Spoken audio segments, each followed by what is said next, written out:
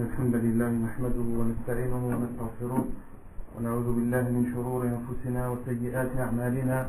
من يهده الله فلا مضل له ومن يضلل فلا هادي له. أشهد أن لا إله إلا الله وحده لا شريك له وأشهد أن محمدا عبده ورسوله. يا أيها الذين آمنوا اتقوا الله حق تقاته ولا تموتن إلا وأنتم مسلمون. يا أيها الناس اتقوا ربكم الذي خلقكم من نفس واحدة وخلق منها زوجها وبث منهما رجالا كثيرا ونساء واتقوا الله الذي تساءلون به والأرحام إن الله كان عليكم رقيبا. يا أيها الذين آمنوا اتقوا الله وقولوا قولا سديدا يصلح لكم أعمالكم ويغفر لكم ذنوبكم ومن يطع الله ورسوله فقد فاز فوزا عظيما. أما بعد فإن أصدق الحديث كتاب الله تعالى وخير الهدي هدي محمد صلى الله عليه وسلم وشر الأمور محدثاتها وكل محدثة بدعة وكل بدعة ضلالة وكل ضلالة في النار. Donc nous continuons notre explication du livre Al-Wajiz fi fiqh as-sunnah wal kitab al-aziz. Le cours de la semaine dernière portait sur les obligations de la prière. Wajibat as-salah. Quelle définition avions-nous donné sur l'obligation de la prière? Qu'est-ce qu'une chose obligatoire durant la prière? Qu'est-ce que cela signifie? Non? Monsieur? Ça signifie que si tu la fais pas volontairement, ton salat elle est battelle. Non? Ça signifie que lorsque tu délaisses une chose obligatoire volontairement, ta prière est nulle, elle n'est pas acceptée. Non? Ça veut dire quoi aussi? Non? Un oubli, c'est par un oubli ou involontairement. Non? Il doit faire de Ahsan. Et ça veut dire que quand tu délaisses la chose obligatoire involontairement par oubli ou autre de ta part, il te suffit pour compenser cette chose obligatoire non faite involontairement, il te suffit de faire ces deux prosternations de la distraction. Et ces deux prosternations compenseront ce manque. Contrairement au pilier, lorsque tu le délaisses involontairement, tu dois le refaire et faire par la suite les prosternations de la distraction. La première chose obligatoire qu'on avait citée, c'était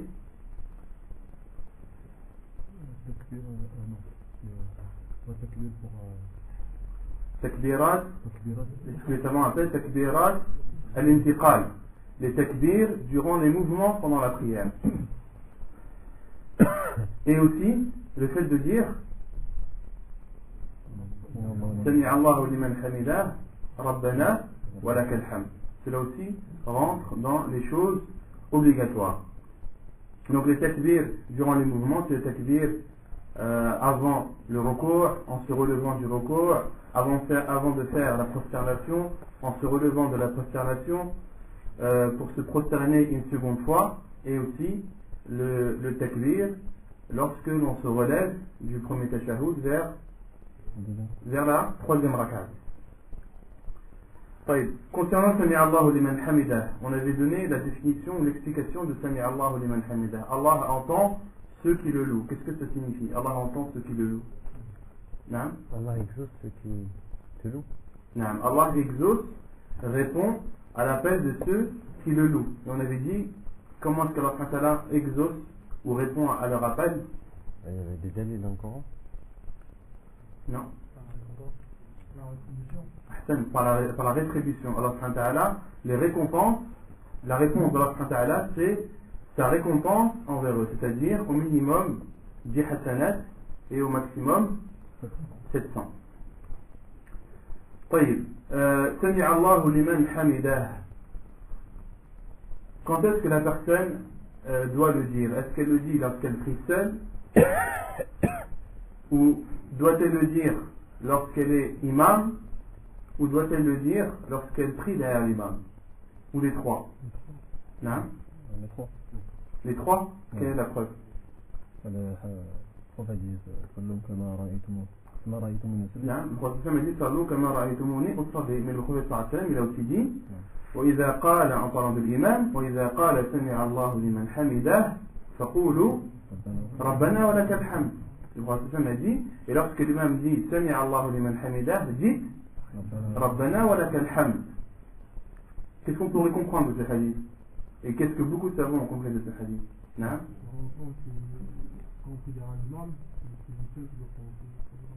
Non. Beaucoup de savants disent que lorsque tu pries derrière l'imam et qu'il dit Sami Allahu liman hamidah, tu ne dis pas Sami Allahu liman hamidah, tu dis Rabbana wa lakal hamd. Jumhur ulama disent cela.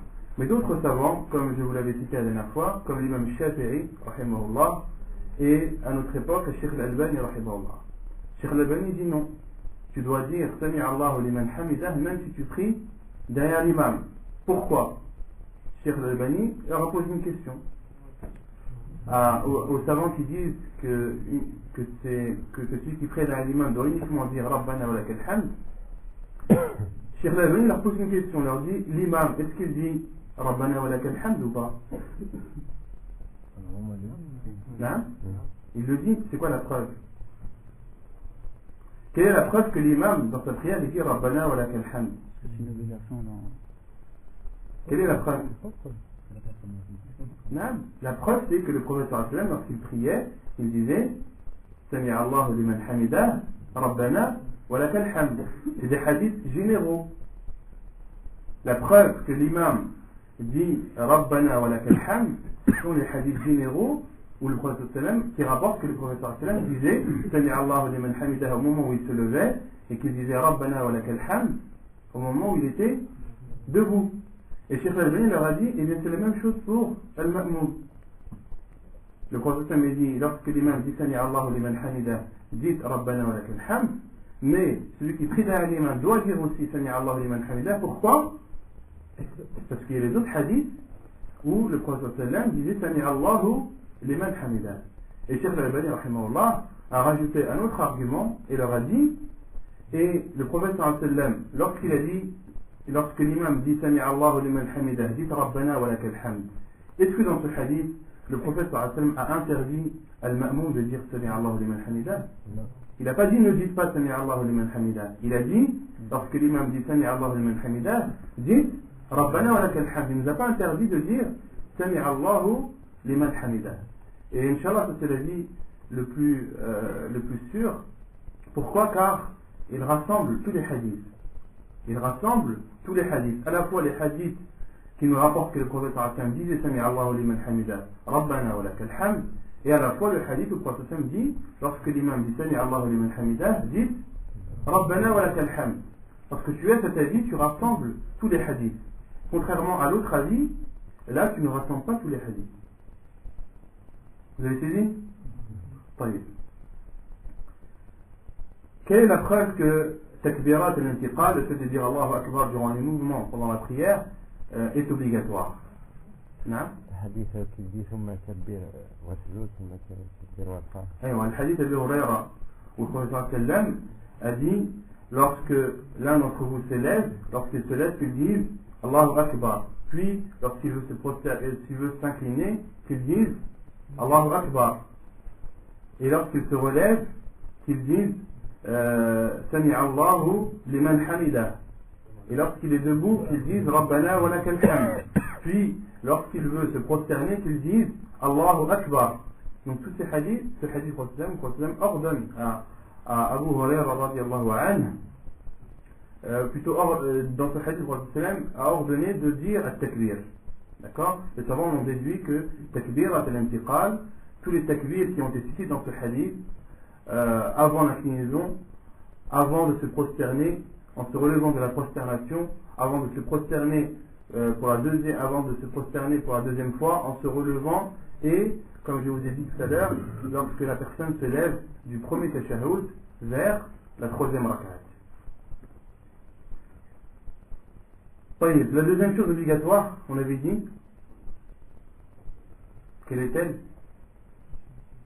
À part Bachir, Nordin. C'était pas la semaine dernière? Non?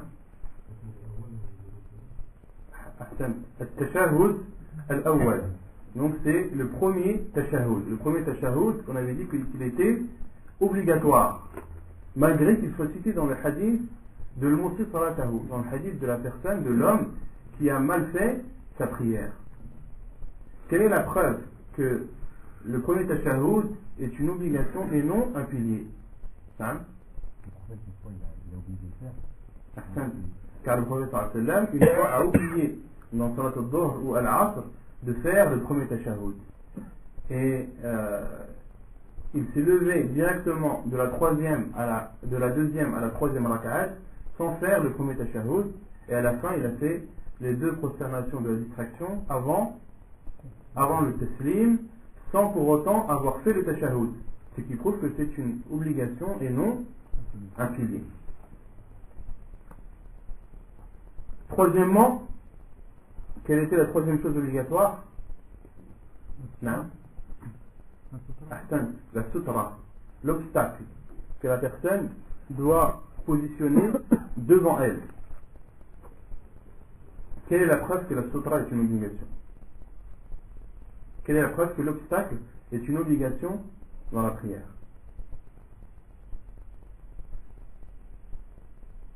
Toujours les mêmes qui répondent, subhanallah. Quand le prophète il a empêché une biche de passer devant lui, là, une brebis. Non, ça prouve que tu ne dois pas laisser quelque chose passer devant toi, entre toi et ta sutra. Mais quel est le hadith qui nous prouve que la sutra est obligatoire? Le hadith qui parle de celui qui passe, il doit l'empêcher, sinon s'il insiste, il doit Non, il y a ce hadith, mais il y a un autre hadith qui est clair. Non? Le prophète il a dit à Ali, Allah, je m'en rappelle plus de sahabi, il a dit la tusalli illa sutra. Ahsan. Le prophète a dit la tusalli illa sutra. Ne prie pas qu'envers un obstacle. Ne prie qu'envers un obstacle. C'est un ordre du prophète sallallahu alayhi wa sallam.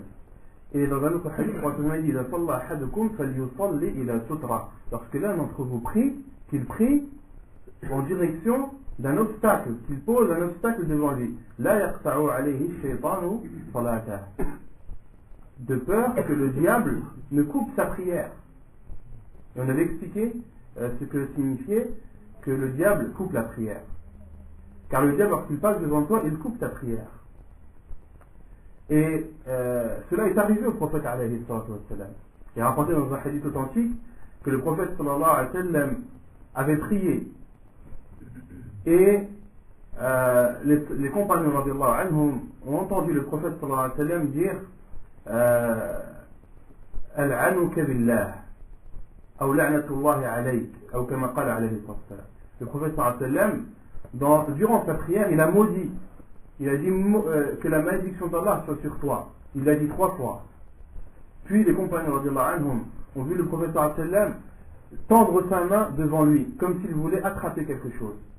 Et lorsque le prophète a terminé sa prière, les compagnons lui ont demandé: ô envoyé d'Allah, que s'est-il passé durant ta prière? Nous t'avons entendu maudire quelque chose, puis nous t'avons vu tendre ta main devant toi comme si tu saisissais quelque chose de quelqu'un.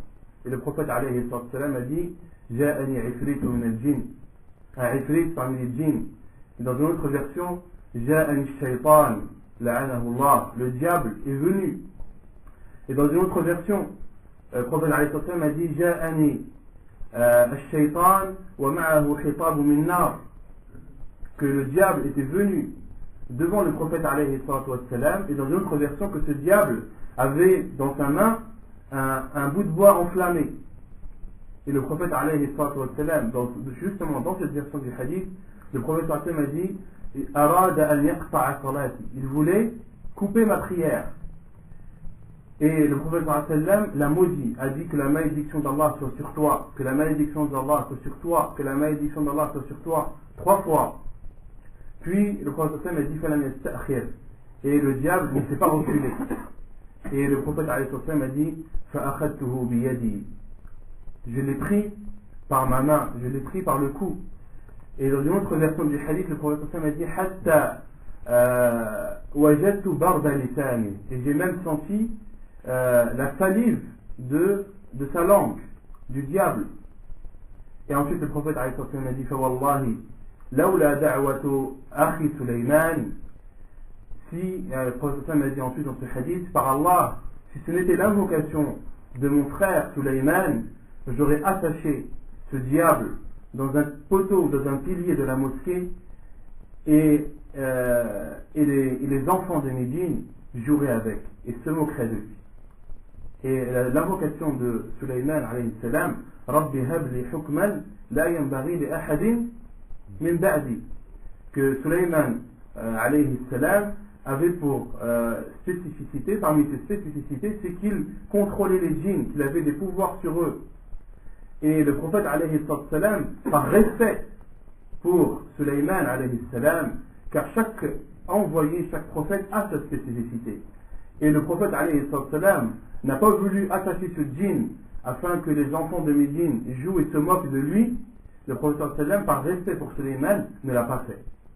Mais si le prophète sallam l'avait fait, les enfants et les musulmans de Médine auraient vu le diable et se seraient moqués de lui pendant un certain temps. Donc, dans ce hadith, on en déduit beaucoup de choses, entre autres que le diable vient couper la prière. Et il peut très bien venir couper ta prière sans que tu ne t'en rendes compte. Car les compagnons, qu'est-ce qu'ils ont vu? Ils ont seulement vu le prophète tendre sa main devant lui. Ils n'ont pas vu le diable. Et le fait de mettre la sutra, et bien cette sutra, elle permet de préserver ta prière. Et c'est pour cela que le prophète a dit فَلَا يُبَالِ مَا وَرَاءَ ذَلِكَ. Et lorsque tu pries vers une sutra, ne te préoccupe pas de ce qui se passe derrière. Donc parmi les bienfaits de la sutra, c'est qu'elle préserve ta prière. Elle préserve ta prière de l'annulation. Non.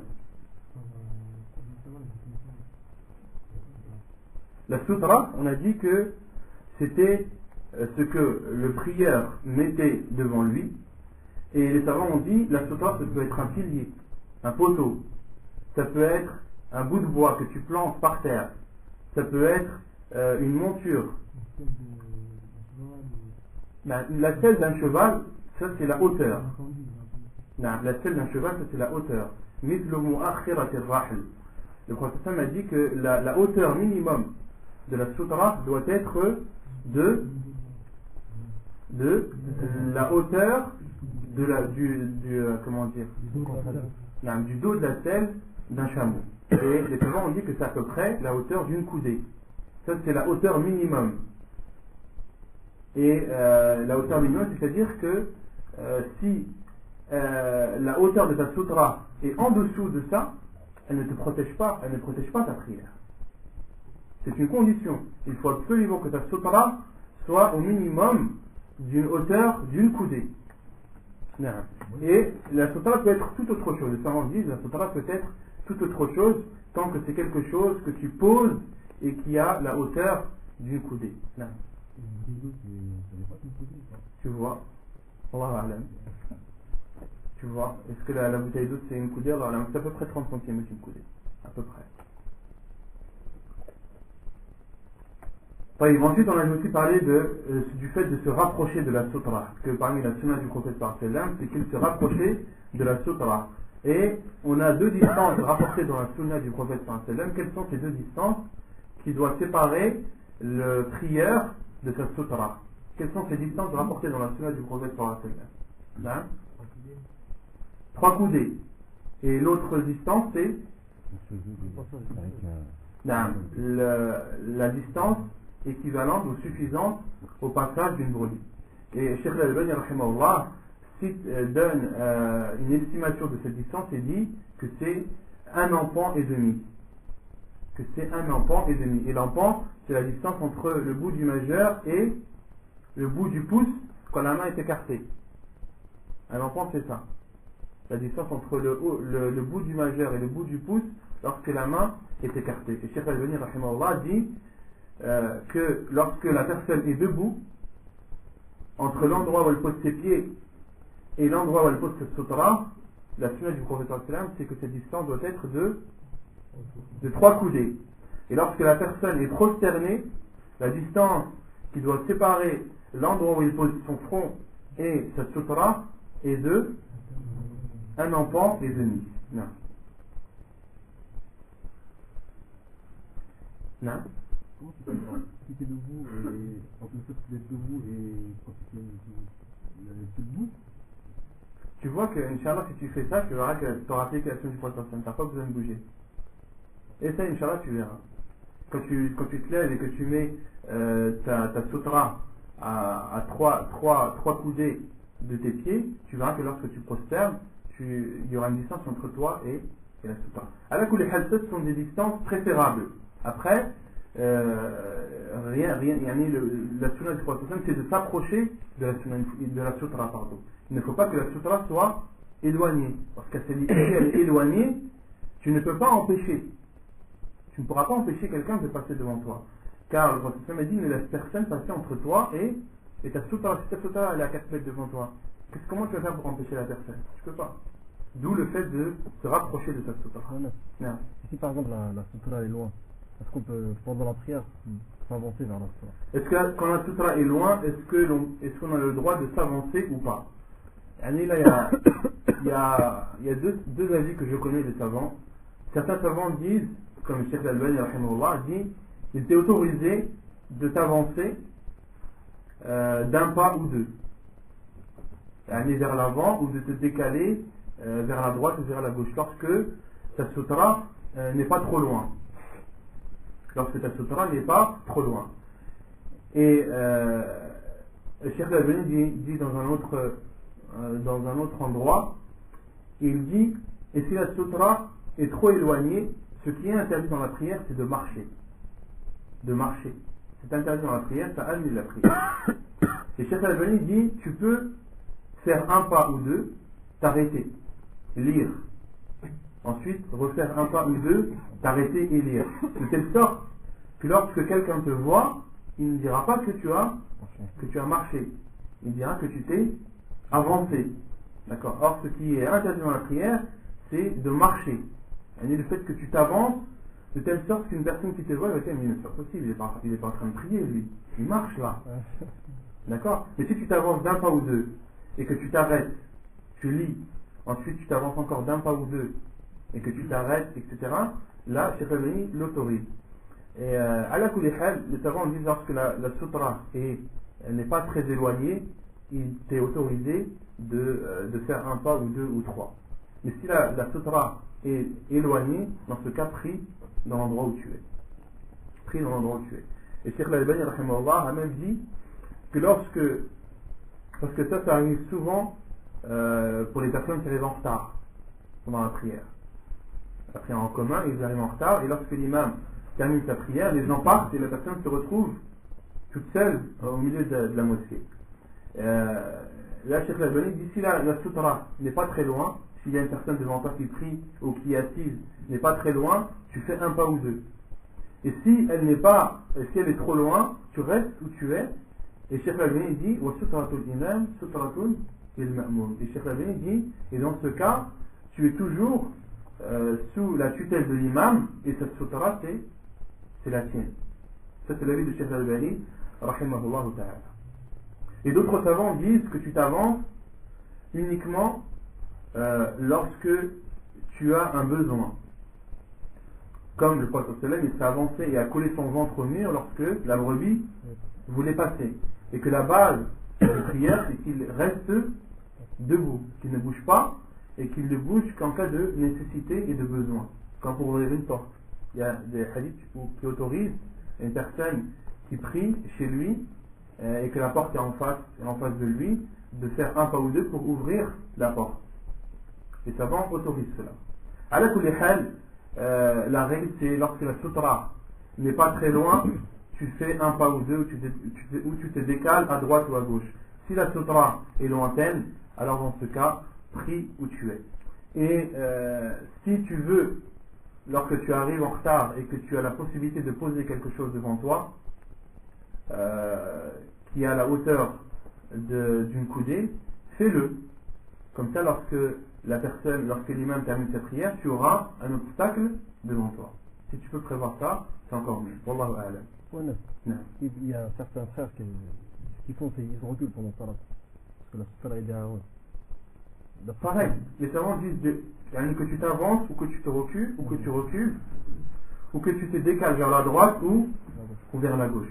À la kulihal, il ne faut pas que tes mouvements soient trop abusifs. C'est ça la règle. Après, Naam. parfois quand on arrive en retard, il y a l'imam, il est fait recours. Et j'avais entendu, hein, j'ai pas lu le dalil, quand tu rentres dans le masjid, tu peux te mettre, tu peux faire un recours à cet endroit, et Non. ensuite t'avancer. Naam, Ça rentre pas dans le cas de marcher pendant la salle. Non, car ça a été rapporté. Enfin, c'était rapporté par des compagnons radhiyallahu anhum. Le frère dit qu'il a entendu qu'il était autorisé une personne qui entre dans la mosquée, que l'imam est en état d'inclinaison, qu'il était autorisé de s'incliner là où il était, puis d'avancer. Et je lui réponds que oui, cela était rapporté dans le hadith du prophète sallallahu alayhi wa sallam, qui dit lorsqu'un d'entre vous entre dans la mosquée et que l'imam est en état d'inclinaison, qu'il fasse un recours, thumma yataharra as-saf, puis qu'il s'approche du saf. Cela est autorisé. Ça c'est un cas bien précis. La personne qui rentre en état de recours, si tu as peur que l'imam se relève de son inclinaison et que dans ce cas ta rak'at ne sera pas comptée, tu as le droit de t'incliner lorsque tu rentres et de t'avancer petit à petit jusqu'au rang. Ben, ça c'est autorisé. Il y avait un hadith d'un sahabi qui était rentré, qu'il a vu le Nabi sallallahu alayhi wa sallam, le sahaba qui était en train de prier, il a fait il est rentré en recours et qu'il a marché et que le Nabi sallallahu alayhi wa sallam à la fin il a dit de ne pas recommencer. Non, tu confonds. Ça c'est un hadith où le prophète sallallahu alayhi wa sallam a prié et il a entendu les pas d'un compagnon qui se pressait pour venir rejoindre le saf. Et le prophète sallallahu alayhi wa sallam a dit la tas'al. يعني إذا أتيتم المسجد فأتوه وعليكم السكينة. Le prophète sallallahu alayhi wa sallam a dit ne recommence pas. Lorsqu'un d'entre vous entre dans la mosquée ou se dirige vers la mosquée, qu'il s'y dirige avec sérénité. Et ensuite le prophète sallallahu alayhi wa sallam a dit فما أدركتم فصلوا وما فاتكم فأتموا. Et ce que vous avez réussi à avoir, eh bien priez-le, et ce que vous avez raté, alors rattrapez-le. Là le prophète sallallahu alayhi wa sallam il a repris ce compagnon radhiyallahu anhu parce qu'il s'était pressé. Non.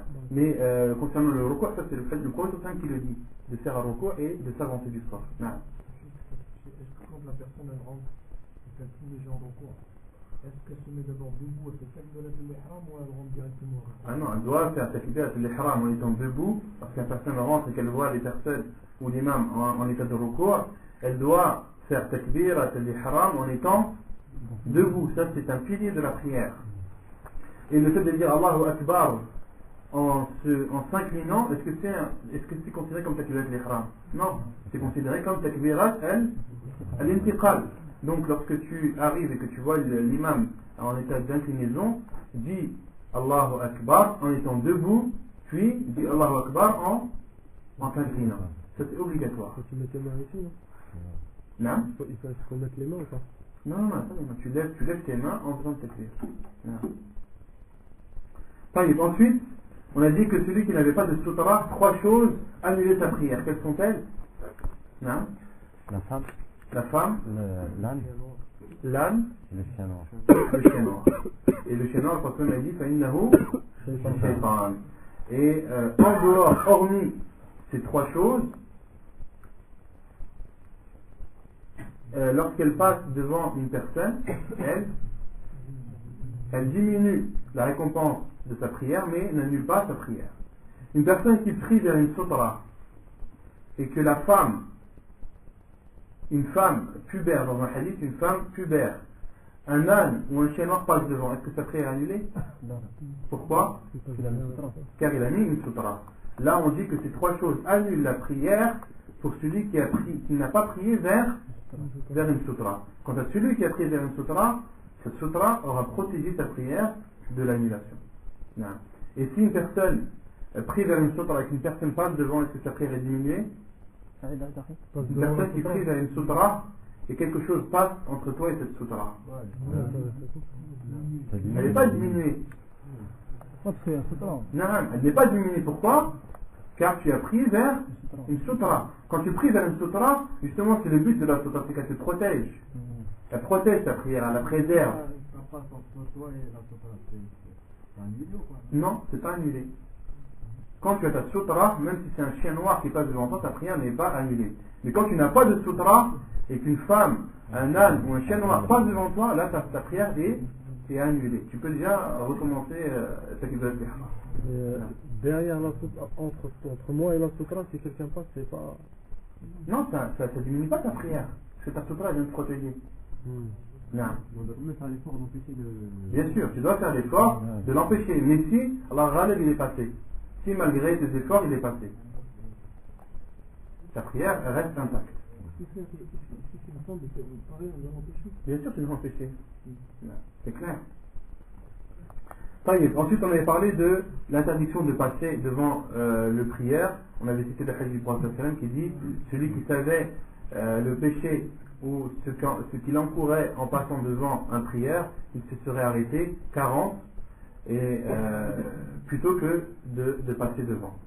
Et on avait dit que le compagnon qui avait rapporté le hadith avait dit, je ne sais plus si c'est 40 jours, 40 mois ou 40 années.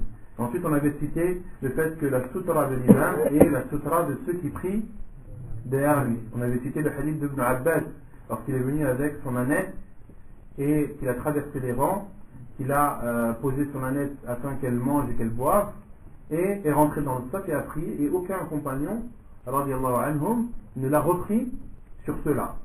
Et on avait dit que cette histoire ou ce fait avait eu lieu à Minan pendant Hajjat al-Wada, c'est-à-dire à la fin de la vie du prophète sallallahu alayhi wa sallam. طيب يقول المؤلف سنن الصلاة وسننها قسمان قولية وفعلية. Donc là, on entre dans les sunnas de la prière. Quand on parle de sunnah de la prière, on utilise le terme sunnah qu'utilisent les fuqaha, les juristes. Et la définition de la sunnah chez les juristes, c'est ma yusabu fa'iluha wa la yu'aqabu tarikuha. La définition d'une sunnah chez les juristes, c'est celui qui l'a fait est récompensé et celui qui la délaisse n'est pas réprimandé, n'est pas chassé. Et les savants, lorsqu'ils divisent toutes ces choses, tous ces faits, toutes ces paroles rapportées par le prophète en piliers, en obligatoires et en préférables recommandés, les savants font cette séparation, cette division au cas où tu en aurais délaissé une. D'accord? Au cas où tu as fait une chose où tu en as délaissé une autre. Mais les savants sont unanimes que tu dois prier comme le prophète sallallahu alayhi wa sallam a prié. Lorsque tu sais que le prophète sallallahu alayhi wa sallam a fait une chose, même si c'est une sunna, même si les juristes disent que c'est une sunna, c'est une chose préférable, et que celui qui la délaisse n'a pas de mal, il faut la faire. Parce que le prophète sallallahu alayhi wa sallam a dit Sallu kama ra'aytumuni usalli. Donc plus tu pries comme le prophète sallallahu alayhi wa sallam aura prié, et plus tu seras récompensé. Donc, lorsque tu sais que le prophète a fait une chose ou a dit une invocation, tu dois faire tout ton possible pour le faire, pour l'appliquer, pour ressembler le plus au prophète sallallahu alayhi wa sallam. Après, tout ce qui est pilier obligatoire et sunan, ça rentre dans le cadre au cas où tu en as oublié. Si tu as oublié une obligation, qu'est-ce que tu dois faire? Si tu as oublié un pilier, qu'est-ce que tu dois faire? Si tu as oublié une sunna, qu'est-ce que tu dois faire? Mais en général, comment tu dois prier? Tu dois prier comme le prophète sallallahu alayhi wa sallam a prié. Et l'auteur a divisé les sunan de la prière en deux. Les sunan verbales et les sunan et les actes. Les actes et les paroles. Et il commence par les paroles. وسننها قسمان قولية وفعلية فأما القولية فهي أولا دعاء الاستفتاح وأفضله ما رواه أبو هريرة رضي الله عنه قال كان رسول الله صلى الله عليه وسلم إذا كبر في الصلاة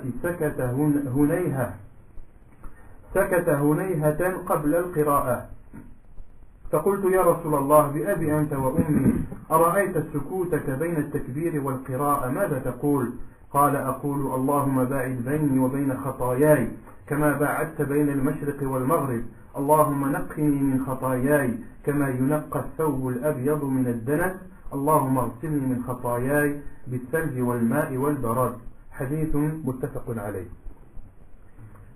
La première sunna, la première parole qui fait partie des sunnahs de la prière, c'est l'invocation de l'ouverture, du'a ou al-istiftah. Et la meilleure de ces invocations est celle rapportée par Abu Huraira radiyallahu anhu, qui dit, lorsque le prophète sallallahu alayhi wa sallam faisait le takbir, lorsqu'il commençait sa prière, il observait un petit silence avant sa lecture. Il observait un petit silence avant sa lecture. Et à la fin de la prière, Abu Huraira radiyallahu anhu a dit, ô envoyé d'Allah, le silence que tu observes entre le takbir et ta lecture, que dis-tu? Le prophète sallallahu alayhi wa sallam a dit, je dis, Allahumma ba'id bayni wa bayna khatayai. Ô Allah, éloigne entre moi et mes péchés, kama ba'adta bayna al-mashriq wal maghrib, comme tu as éloigné l'Orient de l'Occident.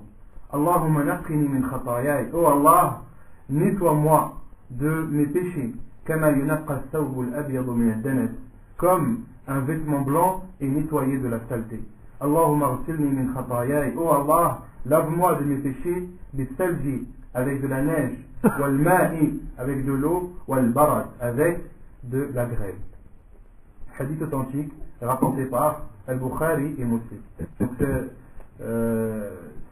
cette invocation d'ouverture est la meilleure rapportée dans la sunna du prophète sallallahu alayhi wa sallam. Et comme je vous avais dit dans les cours précédents, il y a énormément d'invocations d'ouverture rapportées dans la sunna du prophète sallallahu alayhi wa sallam. Il y en a 12 rapportées dans Sifatu Salat al-Nabi sallallahu alayhi wa sallam de Sheikh al-Albani rahimahullah, que chacun d'entre nous essaye de les connaître et de les apprendre et surtout de les appliquer.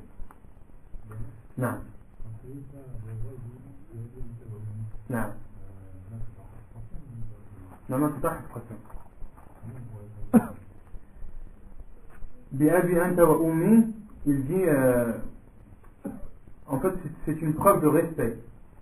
Dans d'autres hadiths, ils disent, d'autres compagnons disent, je sacrifierai, et le sens c'est je sacrifierai mon père et ma mère pour toi. C'est une preuve de respect envers le prophète sallallahu alayhi wa sallam, de dire qu'il est plus important et plus respectueux et respectable que ses propres parents.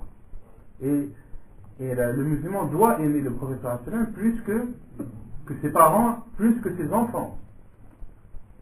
Et comme je vous ai cité le hadith d'Omar al-Khattab, lorsqu'il a dit, la yu'minu ahadukum hatta akuna ahabba ilayhi min walidihi wa waladihi wa nas ajma'in. Ne sera véritablement croyant l'un d'entre vous que lorsqu'il m'aimera plus que min nafsihi, plus que lui-même, wa walidihi, plus que ses parents et plus que ses enfants.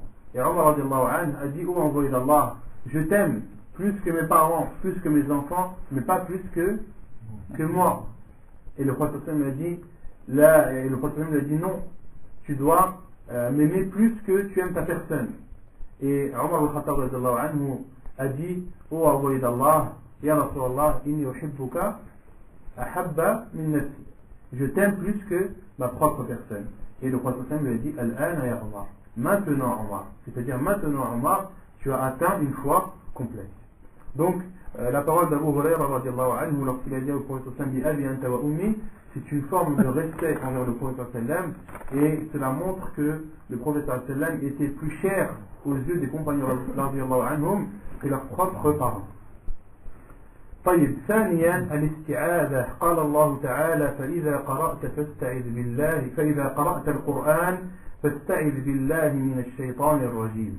وعن أبي سعيد الخدري عن النبي صلى الله عليه وسلم أنه كان إذا قام إلى الصلاة استفتح ثم يقول أعوذ بالله السميع العليم من الشيطان الرجيم من همزه ونفخه ونفثه. حديث صحيح رواه أبو داود والترمذي.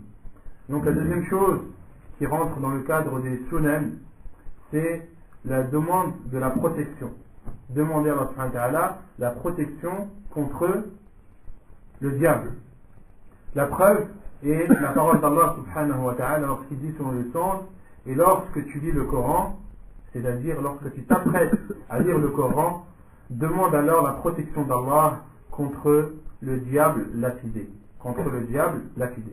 Et selon Abu Sa'id al-Khudri, il rapporte que le prophète sallallahu alayhi wa sallam, lorsqu'il se levait pour la prière, istaftah, il disait du'a al-istiftah. Il disait l'invocation de l'ouverture, puis il disait a'udhu billahi as-sami'il 'alim, je demande la protection d'Allah, celui qui entend tout, celui qui sait tout, min ash-shaytanir rajim, contre le diable lapidé, min hamzihi wa nafthihi wa nafsihi, contre toutes ces insufflations, contre les insufflations du diable. Voilà. Non. Voilà. Pourquoi c'est pas une obligation? Parce qu'Allah il dit fasta'id billah. Non. Des savants ont dit que parmi les Cheikh Al-Albani rahimahullah considèrent l'isti'adah comme une obligation, comme il dit dans Talkhis Sifat Nabi, dans le résumé de la description de la prière du prophète sallallahu alayhi wa sallam, il dit wa yasta'idhu billahi wujuban, puis il demande la protection d'Allah obligatoirement. Donc l'avis de Cheikh Al-Albani rahimahullah, c'est que c'est une obligation, mais l'avis de la plupart des savants, ils disent que ce n'est pas une obligation mais que c'est préférable. Non. C'est pour l'invocation de l'isti'adah, la demande de protection.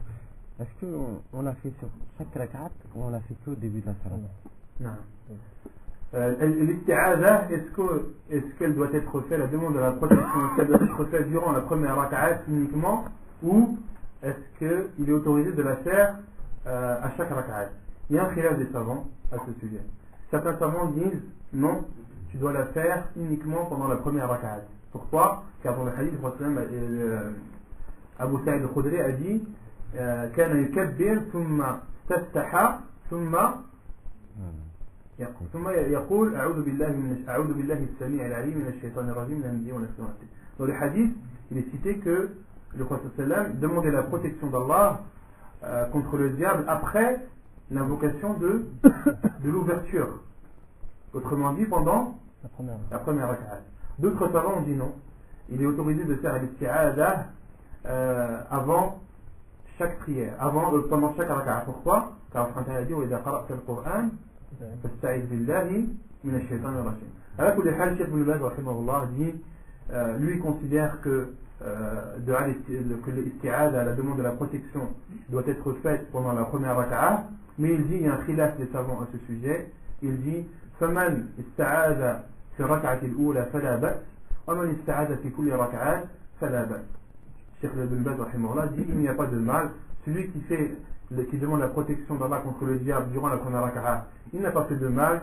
Celui qui le demande pendant chaque rak'at, il n'a pas fait de mal, mais il dit le mieux c'est de le faire pendant la première rak'at. C'est un sujet qui est vaste.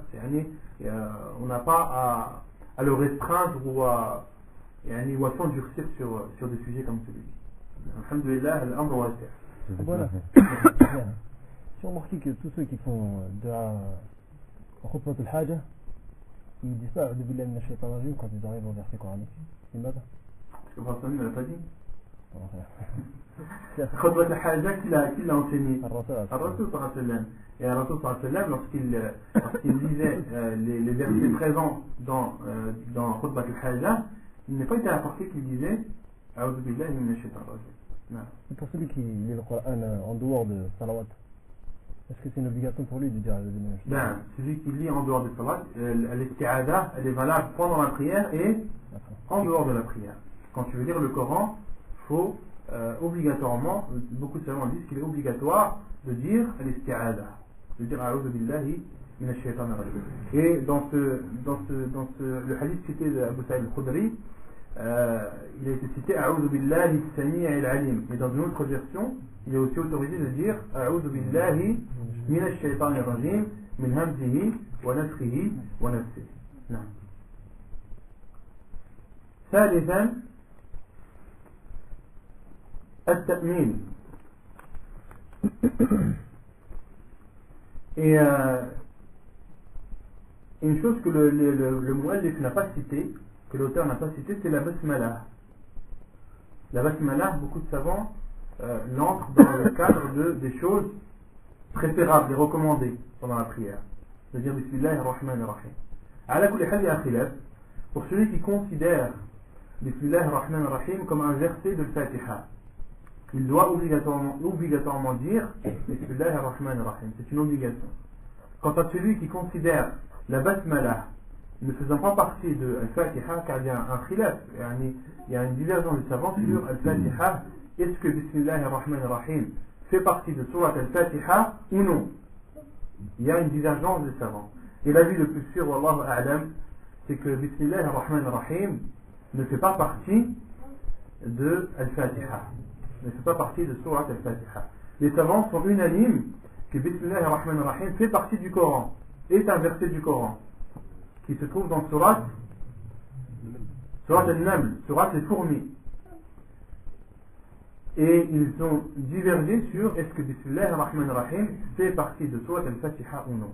Et l'avis le plus sûr, comme je vous dis, Wallahu a'lam, c'est que Bismillah ar-Rahman ar-Rahim ne fait pas partie de Al-Fatiha. Pourquoi? Car le prophète sallallahu alayhi wa sallam a dit, lorsque l'un d'entre vous lit Al-Fatiha, lorsqu'il dit Alhamdulillahi Rabbil Alamin, Allah subhanahu wa ta'ala dit Hamidani Rabbi, Hamidani Abdi, et etc. Le prophète sallam a commencé le hadith en disant, lorsqu'il lit Al-Fatiha, et le premier verset que le prophète sallam a dit dans ce hadith, c'est Alhamdulillahi Rabbil Alamin. Lorsque celui qui prie dit Alhamdulillahi Rabbil Alamin, Allah subhanahu wa ta'ala dit mon serviteur m'a remercié. Et le prophète n'a pas commencé par Bismillah ar-Rahman ar-Rahim. Et une autre preuve aussi, c'est que les compagnons anhum rapportent de la prière du prophète sallallahu alayhi wa sallam, ainsi que de la prière d'Abu Bakr et de Omar radiallahu anhuma, lorsqu'ils commençaient à prier, ils commençaient par Alhamdulillahi Rabbil Alamin. Ils commençaient par Alhamdulillahi Rabbil Alamin. Donc ce qui prouve que la Basmala ne fait pas partie de la Fatiha. Autrement dit, l'avis le plus sûr, c'est que la Basmala de Bismillah ar-Rahman c'est une chose préférable, recommandée pendant la prière. Troisièmement, At-Ta'min. Pour le bien, on arrive par exemple au report avec l'imam. Et après, on peut dire le dérap, le deuxième rafin. J'ai pas entendu. Après le report, par exemple, on arrive avec l'imam au report, on n'a pas dit la dérap. Non, tu dis pas de dérap. On peut pas dire. Non, Cheikh Al-Albani rahimahullah a été questionné sur une personne qui arrive en retard, qui arrive lorsqu'il même est au recours, il n'a pas eu le temps de faire dua al-istiftah. Est-ce qu'il le fait lorsqu'il se relève de recours? Cheikh Al-Albani lui dit, est-ce qu'il dit le Fatiha? Le Fatiha qui est un pilier, tu ne la lis pas. Pourquoi est-ce que tu vas lire dua al-istiftah? Cheikh Al-Albani a dit, khalat rah dua al-istiftah. Dua al-istiftah, tu ne le dis plus car ce n'est plus l'endroit et le moment approprié. Non. Ici, c'est dans la deuxième rak'at, est-ce qu'on l'a dit pour rattraper là? Non, dua al-istiftah, c'est au début, c'est une invocation d'ouverture. Donc, vous allez dire au début de la prière. Dans la deuxième rak'at, il n'y a plus de dua al-istiftah. Sincèrement, avec du Coran, quand on lit au milieu de Torah, il y a quand tu lis, au milieu, on prend une sourate. En dehors de la prière? Ouais, en dehors de la prière. Non, tu fais l'isti'aza. Quand tu commences une sourate ou un verset en plein milieu de la sourate, tu ne dis pas Bismillah ar-Rahman, tu dis al-ta'awud. Non, tu dis l'isti'aza. A'udhu billahi minash shaytanir rajim. Et le basmala, tu l'as dit au début de la sourate. Non. ثالثا التأمين. عن وائل بن حجر قال كان رسول الله صلى الله عليه وسلم إذا قرأ ولا الضالين قال آمين ورفع بها صوته. وعن أبي هريرة رضي الله عنه أن رسول الله صلى الله عليه وسلم قال إذا أمن الإمام فأمنوا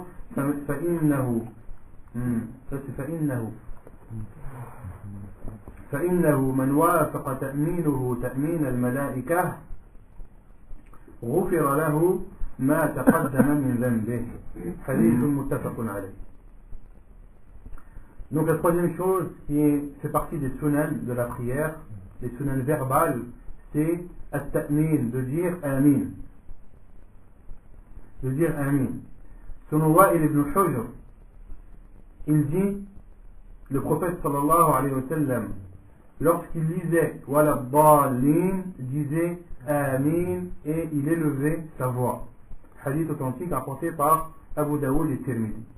Et selon Abu Huraira radiyallahu anhu, le prophète sallallahu alayhi wa sallam a dit, lorsque l'imam dit amin, dites amin, car celui dont le amin correspond ou coïncide avec le amin des anges, alors ses péchés antérieurs seront pardonnés. Hadith authentique rapporté par Al-Bukhari et Muslim. Donc dans ce hadith, on en retient les mérites de ta'min et que c'est une grande récompense, la grande récompense qu'il y a pour celui dont le ta'min, le fait de dire amin, coïncide avec le ta'min des anges. On déduit bien de ce hadith que les anges disent amin lorsque l'imam dit wala dallin. Déjà c'est la première chose qu'on en retient. Ensuite on en retient que le prophète sallallahu alayhi wa sallam a dit idha ammana al-imam fa'aminu. Lorsque l'imam dit amin, dites amin. Et le savant dit idha ammana al-imam ay idha shara'a fi at-ta'min. Lorsqu'il commence à dire amin. Donc il ne faut pas ni le précéder en disant amin, ni retarder, ni dire amin après lui. Non, le prophète dit idha ammana al-imam fa'aminu, c'est-à-dire idha shara'a al-imam fi at-ta'min fa'aminu. Lorsque l'imam commence à dire amin, alors dites amin. Et c'est l'explication qu'a donnée Cheikh Al-Albani rahimahullah. Et Cheikh Al-Albani rahimahullah était connu pour toujours conseiller, toujours rappeler cette sunna du prophète sallallahu alayhi wa sallam. Pourquoi? Car la récompense est énorme. Le prophète sallallahu alayhi wa sallam a dit celui dont le ta'min coïncide avec celui des anges, ses péchés antérieurs seront pardonnés. D'accord? Donc imagine, tu pries 5 fois derrière l'imam et que pendant 5 fois par jour tes péchés sont pardonnés entièrement. C'est une récompense qui est immense. Et la condition pour avoir cette récompense, c'est de dire amin au moment où l'imam dit amin, de ne pas le précéder. Celui qui précède l'imam en disant amin, son amin ne coïncidera pas avec celui des anges. Et celui qui dit amin après que l'imam ait dit amin, son amin ne coïncidera pas avec celui des anges. Donc il n'aura pas la récompense. Donc Cheikh Al-Albani rahimahullah dit, lorsque l'imam dit là vous dites amin. Lorsque l'imam commence à dire de amin, alors dites amin. Et malheureusement, la plupart des mosquées dans le monde, lorsque l'imam dit wala dallin, ils le précèdent tous en disant amin. Et ne laisse pas à cet imam le temps de respirer, le temps de prendre son souffle pour dire amin. Et à cause de cette erreur, eh bien, une grande récompense leur échappe. Non. Et si l'imam ne le dit pas, si l'imam ne le dit pas, tu le dis. Si l'imam ne dit pas amin, tu dis amin. À quel moment? Tu laisses un laps de temps comme s'il disait amin. Non. C'est la question? Non. طيب رابعا القراءة بعد الفاتحة. عن أبي قتادة قال كان النبي صلى الله عليه وسلم يقرأ في الركعتين الأوليين من صلاة الظهر بفاتحة الكتاب والسورتين، يطول في الأولى ويقصر في الثانية ويسمع الآية أحيانا، وكان يقرأ في العصر بفاتحة الكتاب والسورتين، وكان يطول في الركعة الأولى من صلاة الصبح ويقصر في الثانية. حديث صحيح رواه البخاري. Donc la quatrième chose, c'est la lecture après Surat al-Fatiha. Selon Abu Qatada, qui dit, le prophète sallallahu alayhi wa sallam, lorsqu'il lisait durant les 2 premières rak'at de la prière de Dhuhr, il lisait al-Fatiha et 2 sourates. C'est-à-dire une sourate dans chaque rak'at. يطول في الأولى ويقصر في الثانية. Il allongeait la première rak'at et rétrécissait la seconde. Et le prophète sallam faisait entendre des versets de temps en temps. Le prophète sallam, même pendant les prières à voix basse, de temps en temps, il élevait sa voix de telle sorte que les compagnons écouter les versets que le prophète lisait. C'est-à-dire par exemple, après avoir dit Al-Fatiha à voix basse, de dire par exemple Inna a'tainaka al-kawthar fasalli li rabbika wanhar, d'élever, de dire des versets, quelques versets à voix haute, afin que ceux qui soient derrière toi l'entendent. وَكَانَ يُسْمِعُ الْآيَةَ أَحْيَانًا. Donc il faisait entendre des versets de temps en temps. وَكَانَ يَقْرَأُ فِي الْعَصْرِ بِفَاتِحَةِ الْكِتَابِ وَسُورَتَيْنِ. Et pareil pour Salat al-Asr, il lisait Al-Fatiha et les deux sourates. Il allongeait la première raka'at et وكان يقرأ في العصر بفاتحة الكتاب والسورتين وكان يطول. Puis il allongeait la première raka'at de Salat al-Subh, de la prière du Subh, et rétrécissait la seconde. Donc la prière du prophète sallam, c'est que la deuxième raka'at de ces prières était toujours plus courte que la première, que ce soit dans la prière de Dhuhr, dans la prière de l'Asr ou dans la prière de As-Subh. وعنه قال أي عن أبي قتادة قال كان النبي صلى الله عليه وسلم يقرأ في الركعتين الأوليين من الظهر والعصر بفاتحة الكتاب وسورة ويسمعنا الآية أحيانا ويقرأ في الركعتين الأخريين بفاتحة الكتاب. حديث صحيح رواه مسلم. Et dans un autre hadith, le prophète sallallahu alayhi wa sallam lisait pendant les deux premières rak'at des prières de Dhuhr et de l'Asr avec Al-Fatiha. Il lisait Al-Fatiha et une surah. Et il les faisait entendre de temps en temps un verset. Et il lisait durant les deux dernières, c'est-à-dire les deux dernières rak'at de Dhuhr et de Al-Asr, il lisait Al-Fatiha uniquement, Al-Fatiha al-Kitab. Hadith authentique rapporté par Muslim.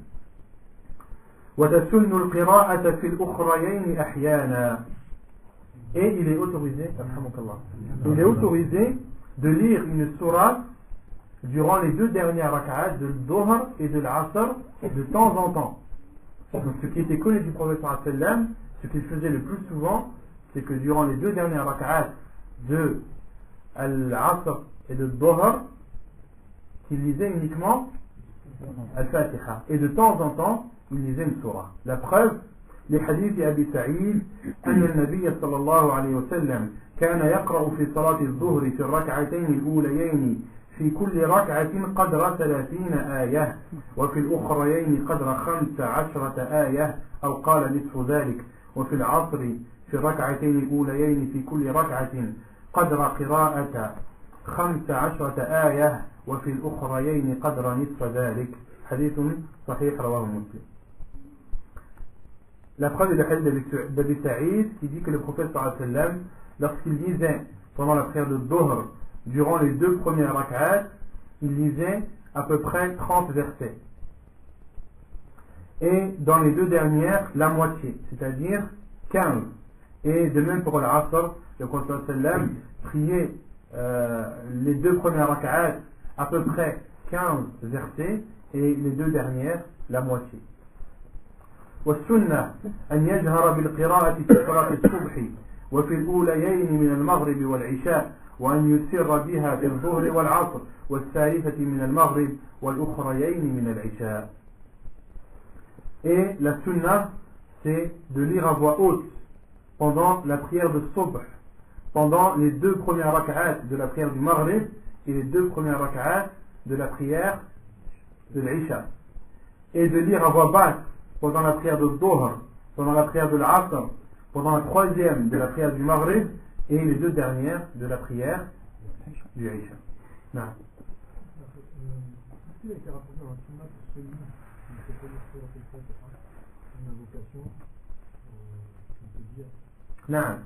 Le frère demande, est-ce qu'il a été rapporté dans la sunna du prophète sallam une invocation à dire pour celui qui ne connaît pas Al-Fatiha? Oui, le prophète sallam a dit de dire Alhamdulillah, Subhanallah, Walhamdulillah, wa la ilaha illallah. De faire Al-Tahmid, Al-Tasbih et Al-Tahlil. Les savants disent celui qui ne connaît pas le Fatiha, en attendant de l'apprendre, de faire at-tasbih, de faire at-tahmid et de faire at-tahlil, puis de faire ar-ruku'. Puis il fait son inclinaison comme s'il avait lu le Fatiha et le Surah. Barakallahu fik. Je veux savoir si quelqu'un qui ne récite pas le Fatiha pendant le Maghrib, enfin le Fatiha, qui ne récite pas une sourate à voix haute, il a oublié, est-ce qu'il fait le sahou? Non, il est préférable de faire le sahou. Quand tu délaisses une chose préférable dans la prière, il est préférable de faire le sahou. Quand tu délaisses une chose obligatoire ou une chose ou un pilier, il t'est obligatoire de faire ce jeu de sahou.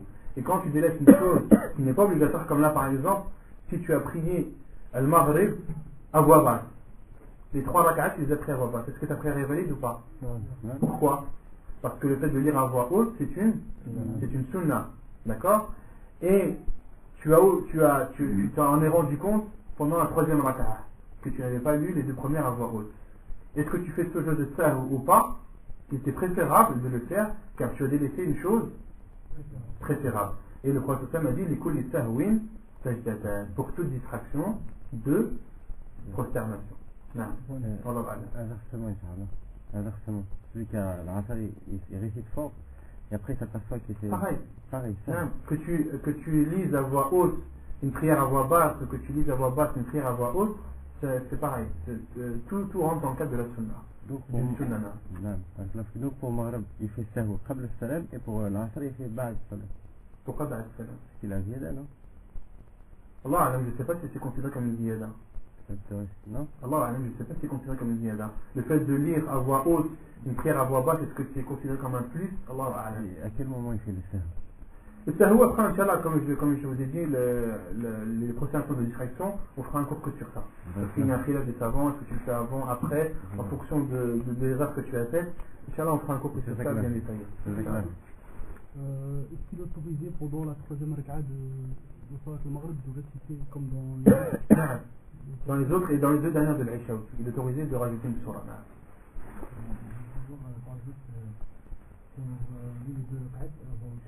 نعم par exemple il y a un bruit sur dans un endroit où il y a des bruits, on peut augmenter le son de الله أعلم لا أدري. نعم. Celui qui avait pas compris sur le Maroc, deux dans la cave en haut. Pour celui qui arrive, celui qui en sort, il va reparler de la cave, mais bon, les gens, il aura déjà fini. Est-ce que celui qui de prière, il reste pas droit ou ça va pas sur le matin? ça dépend. Il y a un khilaf des savants, mais l'avis le plus sûr, parce qu'il y a un khilaf des savants, une divergence des savants, sur celui qui rentre en retard dans la prière, est-ce qu'il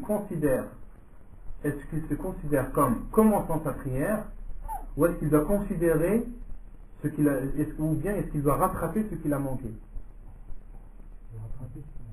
Non.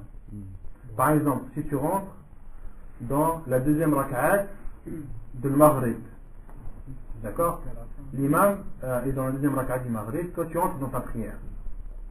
Est-ce que quand tu entres dans ta prière, tu considères comme étant le début de ta prière, ou bien est-ce que tu considères qu'à la fin tu vas rattraper ta rak'at manquée? Il y a un khilaf des savants, mais l'avis le plus sûr c'est que car il y a 2 versions du hadith, comme le prophète alayhi sallam a dit فَمَا أَدْرَكْتُمْ فَصَلُّوا وَمَا فَاتَكُمْ فَأَتِمُّوا. Et dans une autre hadith, et dans une autre version, le prophète a dit وَمَا فَاتَكُمْ فَقْضُوا. Dans la première version, le prophète a dit فَأَتِمُّوا, c'est-à-dire terminer. Et tu termines la prière. Et dans une autre version, le prophète a dit rattraper. Et Cheikh Al-Albani rahimahullah et la plupart et beaucoup de savants disent que dans ce hadith iqdu bima'na atimmu, que rattraper c'est-à-dire terminer votre prière. C'est-à-dire quand tu rentres dans la 2e rak'at, on va dire que tu rentres dans la 3e rak'at. Tu rentres dans la 3e rak'at de Maghrib. D'accord? L'imam a déjà fait ces deux rak'at à voix haute. Toi tu rentres dans la 3e. L'imam sort de sa prière, fait le taslim. Tu te lèves. Est-ce que tu considères en étant la deuxième, ou est-ce que tu considères que tu dois rattraper ce que tu as manqué? Les savants disent, tu considères que tu entres dans la prière. Quand tu es rentré, tu as déjà fait une avec l'imam. Quand tu te relèves, tu considères que c'est pour toi la deuxième. Donc tu la lis à voix haute. Et ensuite, tu fais le tashahhud. D'accord? Et tu te lèves et tu fais ta troisième. Et à la fin, ta prière, il y aura combien de tashahhud? 3 tashahhud. Mais ta prière, elle est valide car le prophète a dit وَمَا فَاتَكُمْ فَأَتِمُّوا. Et ce que vous avez raté, complétez-le. Donc là, pour répondre à ta question, lorsque tu te lèves, lorsque tu arrives par exemple à la troisième rak'at de Maghrib, tu te lèves et pour toi c'est la seconde. Donc tu la lis à voix haute. Wallahu a'lam. Et si on arrive dans la salat, ils sont à la troisième rak'at, en fait, toi tu fais la quatrième avec eux, et en fait tu savais pas que l'imam il avait fait un oubli, donc il fait sujoud sahou, tu fais quoi? Tu fais quoi? Tu fais sujoud sahou avec lui? Avec lui? Et tu le comptes comme une rak'at? T'as prié combien avec lui? T'as prié une rak'at. Une rak'at? Ah d'accord. Lui il a fait la rak'at entière. Lui il a fait la salat entière, sauf qu'il en fait et on a fait 4 au lieu de 3. Ouais, t'arrives, toi tu vas pour te lever, il fait sujoud sahou. Ou toi tu m'as compris. Comment ta question? Tu rentres, c'est ta première rak'at. Lui, toi tu as fait une rak'at avec eux. Lui il fait tashahhud, mais en fait après c'est sujoud sahou. Toi tu fais quoi? Est-ce que tu considères la rak'at comme valide ou pas? La tienne? Non, qu'est-ce que tu fais? Tu te relèves ou tu fais Non, le sujoud sahou tu le suis. Les savants disent tu suis l'imam. Si toi tu arrives dans une prière dont toi tu n'as pas fait d'erreur, tu es arrivé après l'erreur, d'accord? L'imam par exemple il a oublié quelque chose dans la première rak'a, toi tu es arrivé dans la deuxième ou dans la troisième. L'imam avant le salam il fait sujoud sahou, il fait les 2 prosternations de la distraction. Les savants disent tu dois faire les prosternations de la distraction avec lui. Pourquoi? Car le prophète a dit innama ju'ila al-imamu liyu'tamma bihi. Car l'imam il est là pour être suivi. Donc si lui il fait les 2 prosternations de la distraction, même si toi tu ne sais pas pourquoi et que tu ne connais pas l'erreur qu'il a faite, tu dois faire les 2 prosternations de la distraction. Et s'il le fait après le salam, les savants disent là tu n'es pas obligé de le faire. Là, Cheikh Al-Albani dit, rahimahullah, lorsque l'imam fait le taslim et qu'ensuite il fait les 2 sujoud sahou, tu n'es pas obligé de le suivre, car il est sorti de la prière. Et toi tu fais quoi? Tu continues ton salat, tu fais comme si... Là, tu n'as pas fait d'erreur. Donc tu continues ta prière normalement. خامسا التسبيح في الركوع والسجود. عن حذيفة قال صليت مع النبي صلى الله عليه وسلم فكان يقول في ركوعه سبحان ربي العظيم وفي سجوده سبحان ربي الأعلى. وعن عتبة بن عامر قال كان رسول الله صلى الله عليه وسلم إذا ركع قال سبحان ربي العظيم وبحمده 3 وإذا سجد قال سبحان ربي الأعلى وبحمده 3. حديث صحيح رواه أبو داود والبيهقي. Donc la 5e chose qui fait partie des sunnah verbales, c'est de dire Subhanallah, Subhan Rabbi al-Azim durant l'inclinaison et Subhan Rabbi al-A'la durant la prosternation. Selon Hudayfa, qui dit j'ai prié avec le prophète sallallahu alayhi wa sallam et il disait lorsqu'il était en état d'inclinaison Subhan Rabbi al-Azim et lorsqu'il était en prosternation Subhan Rabbi al-A'la. Hadith authentique rapporté par Al-Nasa'i, Abu Daoud et Tirmidhi.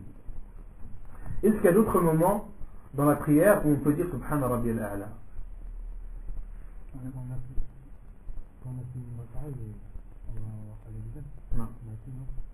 Non. Quand l'imam il glorifie en récitant il glorifie Allah Azza wa Jal, on peut glorifier derrière par exemple on dit Subhana Rabbil A'la, on dit voilà comme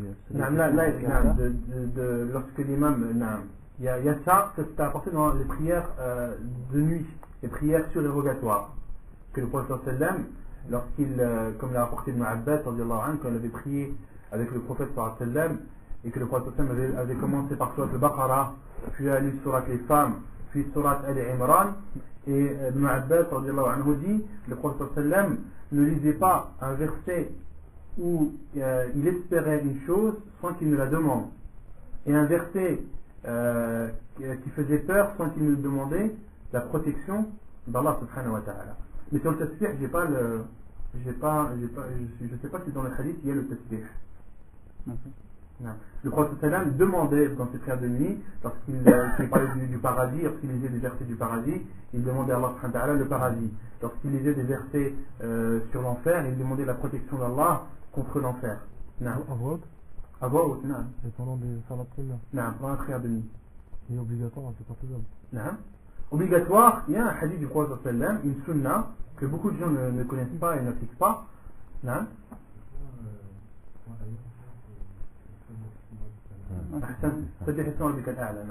Quand l'imam dit Sabbih isma rabbika al-a'la, le prophète sallam disait Subhana rabbi al-a'la. Ça il faut le dire à voix basse. Donc d'où ma question, est-ce qu'il est autorisé de dire Subhana rabbi al-a'la en dehors des prosternations? Oui, il est autorisé lorsque l'imam lit Surat al-a'la, lorsqu'il dit Sabbih isma rabbika al-a'la. Le sunnah du prophète sallam, c'est de dire Subhana rabbi al-a'la. Non. Et selon Utbah ibn Amir, le prophète sallallahu alayhi wa sallam, lorsqu'il était en inclinaison, disait Subhana rabbiyal azim wa bihamdihi. Il y a une autre version où il est autorisé de dire Subhana rabbiyal azim wa bihamdihi 3 fois. Wa idha sajad, et également pour la prosternation, de dire Subhana rabbiyal a'la wa bihamdihi. Donc il est autorisé de dire Subhana rabbiyal a'la ou Subhana rabbiyal a'la wa bihamdi. Ça c'est pendant la prosternation. Et pendant l'inclinaison, il est autorisé de dire Subhana rabbiyal azim ou de dire Subhana rabbiyal azim wa bihamdi. ثالثا الزيادة في الاعتدال من الركوع على قول ربنا ولك الحمد بإحدى هذه الزيادات ملء السماوات وملء الأرض وما بينهما ملء ما شئت من شيء بعد فإن شاء نعم وملء ما شئت من شيء بعد فإن شاء اقتصر على هذه الزيادة وإن شاء تمها بقوله أهل الثناء والمجد أحق ما قال العبد وكلنا لك عبد لا مانع لما أعطيت ولا معطي لما منعت ولا ينفع ذا الجد منك الجد حديث صحيح رواه مسلم. Et donc la sixième chose qui fait partie des sunan verbales, c'est le fait de rajouter, lorsque la personne se relève du recours, de l'inclinaison, de rajouter après avoir dit Rabbana wa lakal hamd. Donc on avait dit que Rabbana wa lakal hamd se disait lorsque la personne était debout, lorsqu'elle était relevée de l'inclinaison. Et Sami Allahu liman hamida se disait au moment de l'inclinaison. Et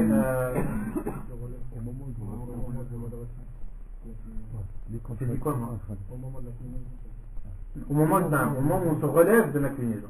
Lorsqu'on se relève de l'inclinaison, au moment de ce relèvement, on doit dire Sami Allahu liman hamida. Et une fois debout, on doit dire Rabbana wa lakal hamd. On avait cité quatre possibilités. Quelles sont-elles la semaine dernière?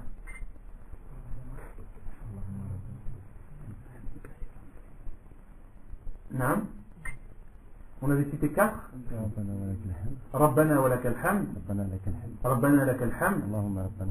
Allahumma rabbana wa lakal hamd. Et Allahumma rabbana lakal hamd. Donc il y a Rabbana lakal hamd sans le waw. Il y a Rabbana wa lakal hamd. Il y a Allahumma rabbana lakal hamd, toujours sans le waw. Et il y a Allahumma rabbana wa lakal hamd. Tout cela a été rapporté dans la sunna du prophète sallallahu alayhi wa sallam. Naam.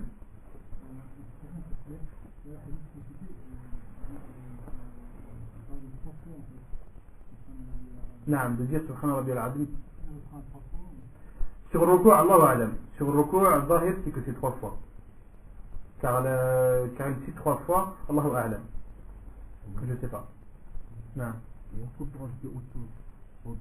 Justement, c'est le but. Non. Cheikh Fawzan dit on peut dire jusqu'à 10 fois. Inch'Allah, je regarderai dans le Mulakhas al-Fiqhi. Inch'Allah, je regarderai. Donc, il est autorisé de rajouter après Rabbana wa lakal hamd, de rajouter mil as-samawati wa mil al-ardi wa ma baynahuma wa mil ma shi'ta min shay'in ba'd. Et il est autorisé aussi de rajouter après celle-ci ahlu sana'i wal majd ahaqqu ma qala al-'abd wa kulluna laka 'abd la mani'a lima a'tayt wa la mu'tiya lima mana'ta wa la yanfa'u dhal jaddi milka al-jadd. Donc ahlu sana'i wal majd, c'est en parlant à Allah subhanahu wa ta'ala de dire que c'est le seul qui mérite les éloges et les glorifications. Ahaqqu ma qala al-'abd, c'est ce que un serviteur peut dire de plus juste. Wa kulluna laka 'abd, et nous sommes tous envers toi des serviteurs. La mani'a lima a'tayt, point d'interdit, personne ne peut interdire ce que tu as donné. Wa la mu'tiya lima mana'ta, et personne ne peut donner à celui que tu as interdit. Wa la yanfa'u dhal jaddi minka al-jadd, et la yanfa'u dhal jadd, al-jadd c'est al-ghina, c'est-à-dire que celui qui a quelque chose en sa possession, ici dans la dua de dire la yanfa'u dhal jadd, celui qui a quelque chose en sa possession, qui a un pouvoir, qui a quelque chose de précieux, cette chose ne lui sera pas bénéfique, car cette chose qui a en sa possession, elle vient d'où? Elle provient d'où? Elle provient d'Allah subhanahu wa ta'ala. Wa la yanfa'u dhal jaddi minka jaddu. Donc tous ceux qui ont des royaumes, tous ceux qui ont du pouvoir, ils ne pensent pas que tout cela leur sera utile yawm al-qiyamah. Le jour du jugement, cela ne leur sera pas utile, car c'est un royaume, ce sont des biens qui leur ont été accordés par la permission d'Allah subhanahu wa ta'ala. Et aussi de dire Rabbana wa lakal hamd hamdan kathiran tayyiban mubarakan alayh kama yuhibbu rabbuna wa yarda, et de dire oh Allah, à toi la louange, une louange nombreuse et bénie comme aime notre Seigneur et en est satisfait. Donc tout cela il est autorisé de le dire après Rabbana wa lakal hamd. Donc on avait dit Rabbana wa sami'a Allahu liman hamida Rabbana wa lakal hamd, et savants considérer cela comme une sami'a Allahu liman hamida Rabbana wa lakal hamd, c'est une obligation, et de rajouter les invocations qu'on a citées, elles font partie des sunnah. D'accord? Là, la dernière invocation, Rabbana wa lakal hamd hamdan kathiran. Là, on ne peut pas dire Rabbana lakal hamd hamdan kathiran. Bien sûr. On peut changer le wala. C'est les 4 à dire. Avec l'autre. سابعا الدعاء بين السجدتين. Septièmement, l'invocation entre les deux prosternations. Selon Hudayfa, عن حذيفة أن النبي صلى الله عليه وسلم كان يقول بين السجدتين رب اغفر لي رب اغفر لي. حديث صحيح رواه ابن ماجه. L'invocation entre les deux prosternations. Selon Hudayfa, le prophète sallallahu alayhi wa sallam disait entre les deux prosternations Rabbi ighfirli, Rabbi ighfirli, oh Allah pardonne-moi, oh Allah pardonne-moi. Et là les savants disent qu'il est autorisé de le dire plus de 2 fois, car cette invocation le prophète sallallahu alayhi wa sallam la disait pendant la prière de nuit. Or la prière de nuit, le prophète sallallahu alayhi wa sallam les faisait longues. Les prières de nuit, le prophète sallallahu alayhi wa sallam les faisait longues. Donc les savants ont déduit que Rabbi al-Khali, tu pouvais le dire tant que tu es entre les deux prosternations, même si tu peux le dire plus de 2 fois. Et al-Maghfira, qu'est-ce que c'est le Maghfira? Qui connaît la définition de al-Maghfira? En arabe. Qui connaît en arabe? Comme ça va à l'extrême de champ. Al-Mirfar, c'est le casque. Et le casque sert à protéger. Donc quand tu demandes à Allah la Maghfira, tu demandes à la fois à Allah de te protéger des péchés, mais aussi wal-afu anha, et de te les pardonner. Donc al-maghfira, elle a 2 sens. Quand tu dis Rabbi ighfirli, quand tu demandes le maghfira à Allah, ça veut dire à la fois tu demandes de te protéger des péchés et de te les faire pardonner. Non. وعن ابن عباس أن النبي صلى الله عليه وسلم كان يقول بين السجدتين اللهم اغفر لي وارحمني wajburni wahdini warzuqni. Allahumma ighfir li warhamni wajburni wahdini warzuqni.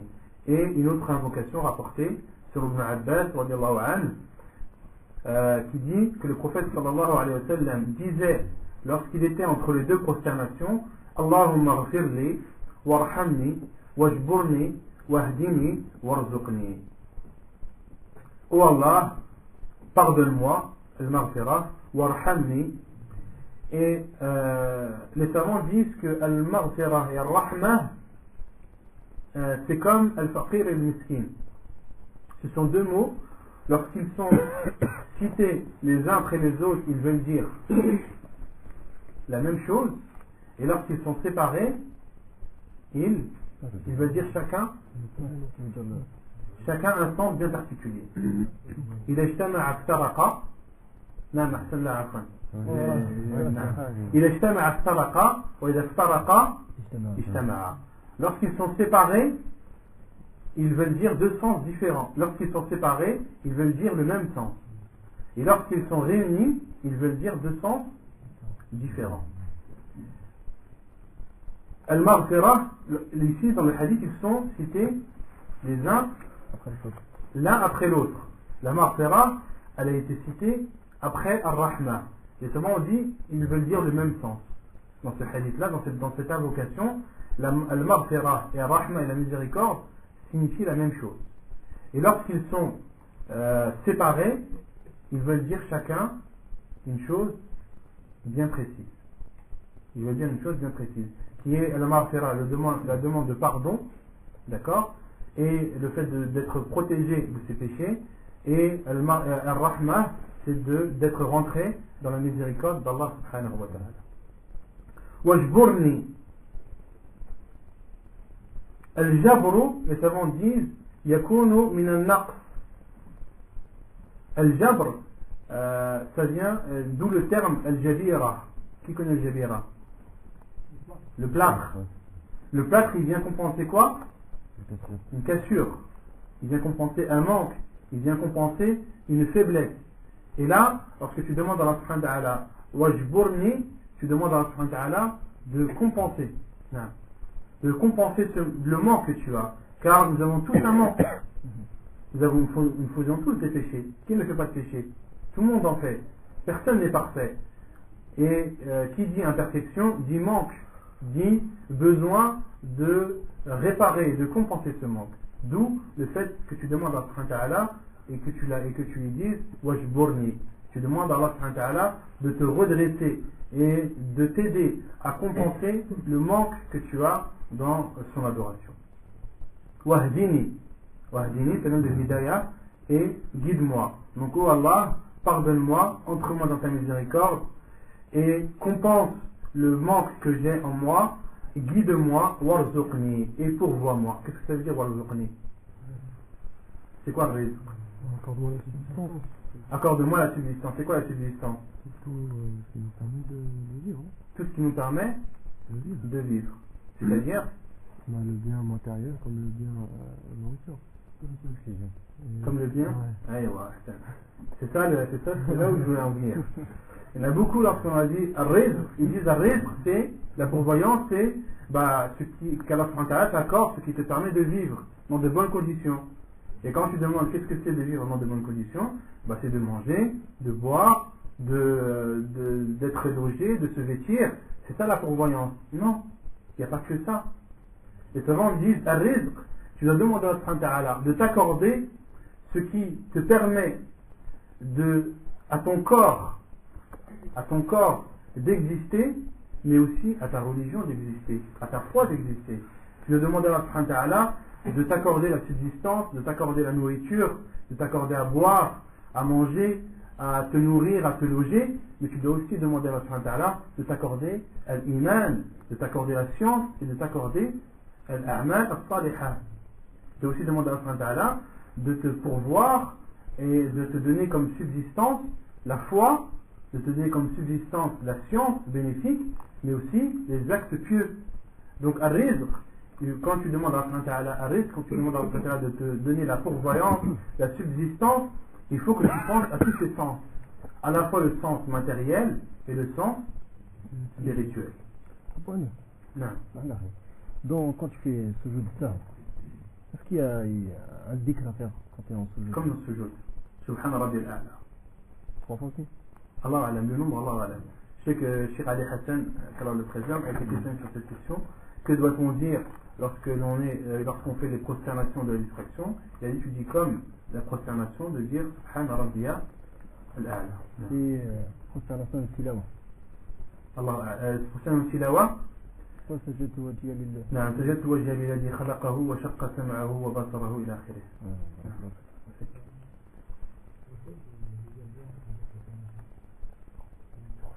Le fait de bouger le doigt entre les prosternations.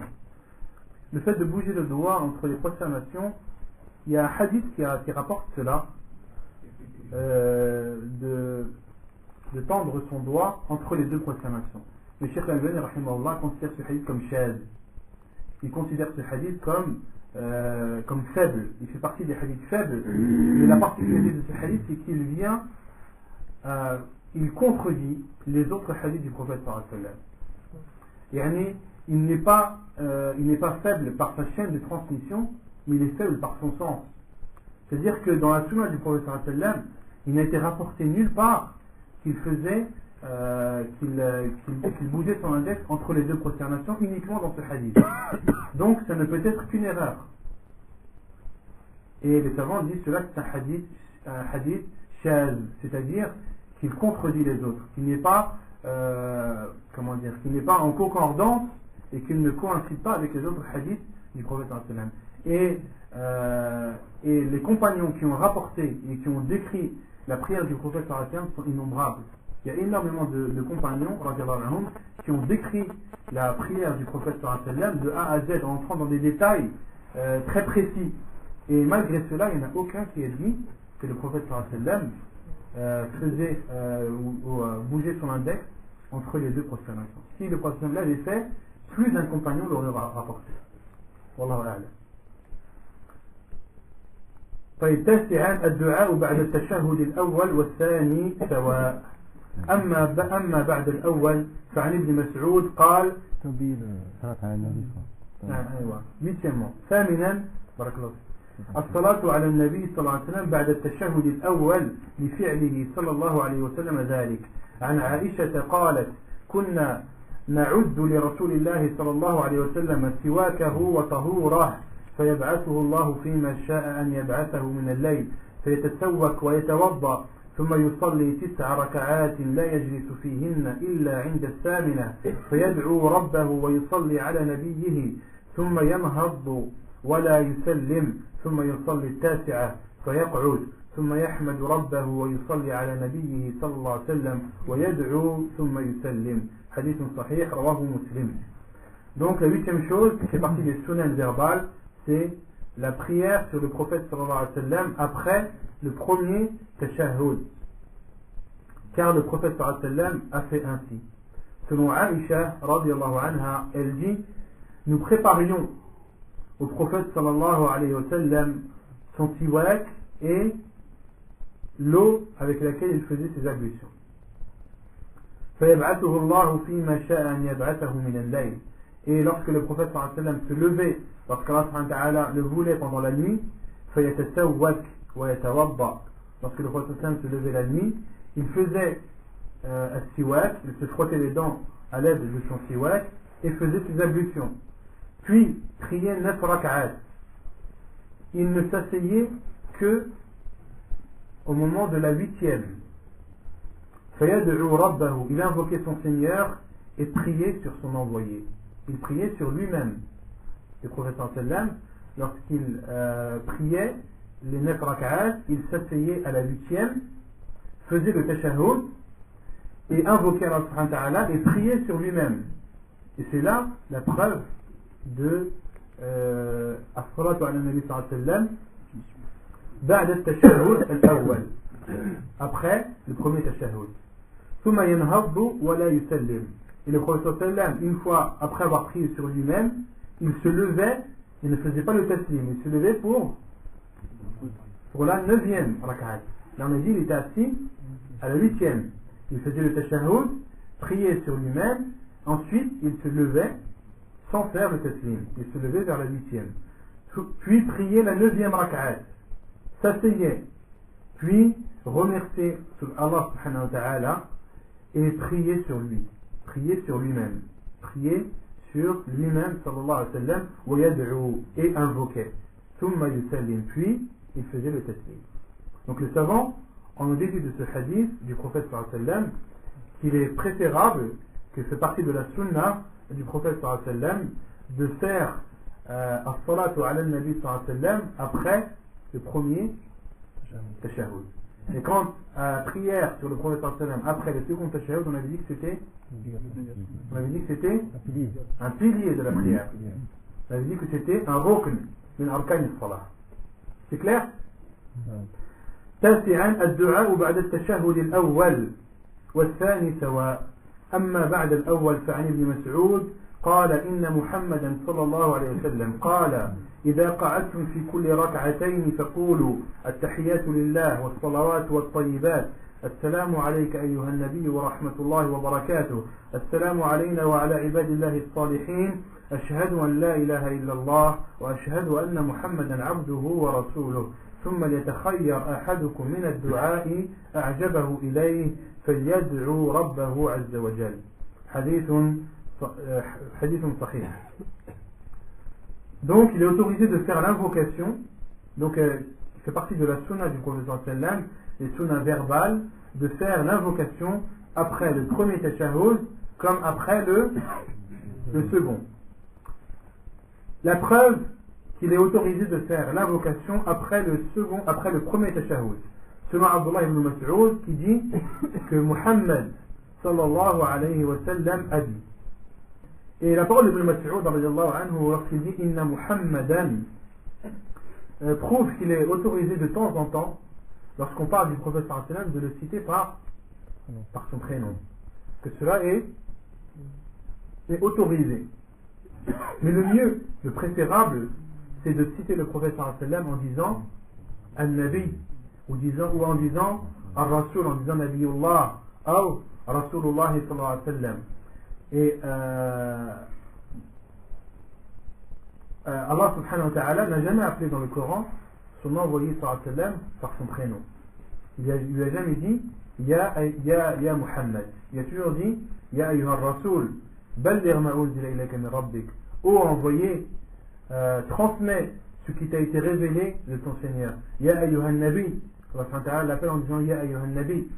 Et donc les savants disent qu'il est le mieux, c'est quand tu parles du prophète sallallahu alayhi wa sallam, de dire le prophète sallallahu alayhi wa sallam, l'envoyé d'Allah, l'envoyé, et de citer son prénom de temps en temps. Cela est autorisé. La preuve, c'est la parole d'Ibn Mas'ud lorsqu'il dit Inna Muhammadan.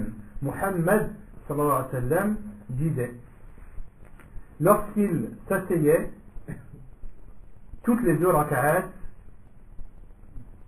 lorsque vous vous asseyez, le prophète sallallahu a dit, lorsque vous vous asseyez, toutes les deux rak'at, dites التحيات لله والصلوات والطيبات السلام عليك أيها النبي ورحمة الله وبركاته السلام علينا وعلى عباد الله الصالحين أشهد أن لا إله إلا الله وأشهد أن محمدا عبده ورسوله. Puis le prophète sallallahu alayhi wa sallam a dit, puis que l'un d'entre vous choisit l'invocation qui lui plaît le plus et qu'il invoque par celle-ci son Seigneur, qu'il soit exalté.